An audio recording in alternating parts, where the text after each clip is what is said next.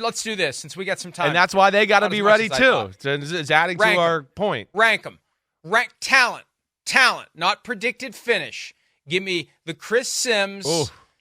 Of course we're in the gym. Every time we talk about being in the gym, I know in the mean streets of Greenwich, the gyms are different, but I picture this meathead strutting around, all stinky, bumping into the middle of your chest because he's only, he's taller sitting down than he is standing up. Hey, Sims, what do you know about, So we're in the gym and we're sweating it out.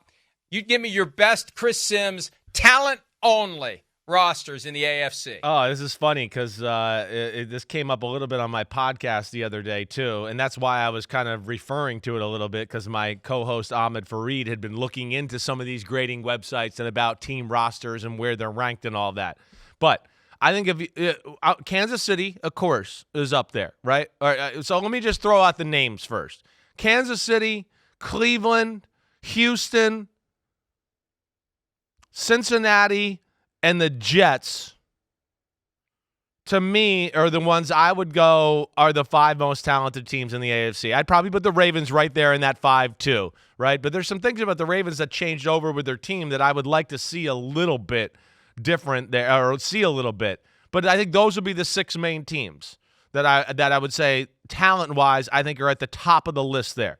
And then, when you get into it, I don't know. I guess I sit here and think Kansas City, Houston, Cleveland, and the Jets might have the most talented rosters. It's right there. Damn, I like Cincinnati, but they got some young guys. Like I said, Baltimore's got a little changeover there. Miami's got some new pieces and a lot of injuries, so that's why I'm not throwing them in there right now either.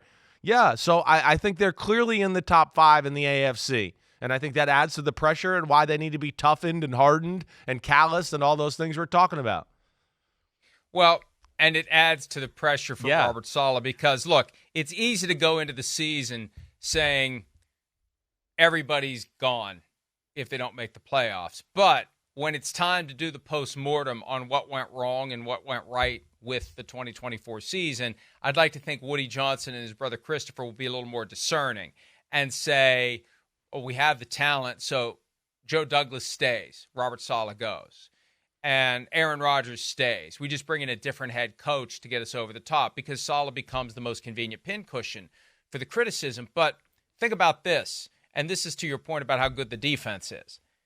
They would have had a complete and total meltdown last year. They would have been 3-14 last year. That's exactly right. But for that defense. Right. That defense kept them relevant for a long time. Victory in the NFL isn't winning the Super Bowl. They'll tell you that because they have to, because they want your money and they want you to watch the games and they want you to think you care as much as they do. You just want to stay relevant into December. If you're still alive, if you're still hanging around, if you still got a chance, your fans are going to stay engaged. They're not going to say, screw this, I'm watching college basketball. Or, I'm just not watching any football now. I'm out. I'm done. You want your fan base to think for as deep as possible into the regular season that you've got a chance, so they'll tune in every single week. And the Jets weren't really dead, because remember, there was all that talk about definitely. Rodgers coming back. Right, When's he coming back? When's he coming back? That talk continued because they weren't dead yet. Yeah, no, exactly right. All right, so you're coming around to me. You're on the Joe Douglas payroll too, is what you're telling me here, slowly but surely. No, okay? I'm saying I want some of it. I aspire to be on it. I figure he's got the budget. If he's got money for you, is that Woody maybe money? He's got money for me. Yeah, is that Woody money? They're paying me Big good Pharma. there. Yeah. Big Pharma, baby. You can't compete Aaron with that. Rodgers. Okay. Hates Big Pharma until he gets the check. I got one more point, though. Okay, wait, hold on. Before you remember your point, I want you to do with the top teams in the AFC, because we didn't kind of button that up. Are you agreeing of those teams that I'm saying there? Did you think I was a little low on anybody or anything? Did I leave anybody out? I don't want you to, I want us to have a free flowing conversation here when you bring up these type of sports bar topics.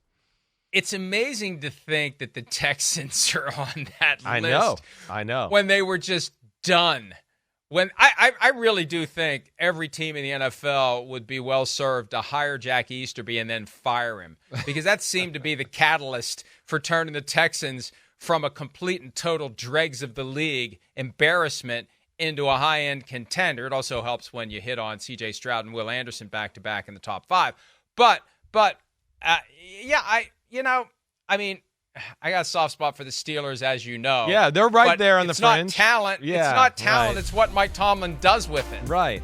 They have talent, but it's a combination of talent and what Mike Tomlin does with it. That's kind of how I like the Ravens. Like I'm not trying to disrespect the Ravens. I know, but they got some new players on the team. They lost players in free agency, and that's kind of how I feel about them too. They got talent. They're real good. And then the way they're coached and how they manage the game, and then Lamar being able to make some plays too, right? That changes them into a different animal. But yeah, they're certainly talented enough. I think we're talking about teams that could still get to the Super Bowl. But yeah, I don't know if I'd put them right now in the top 5 most talented teams in the AFC.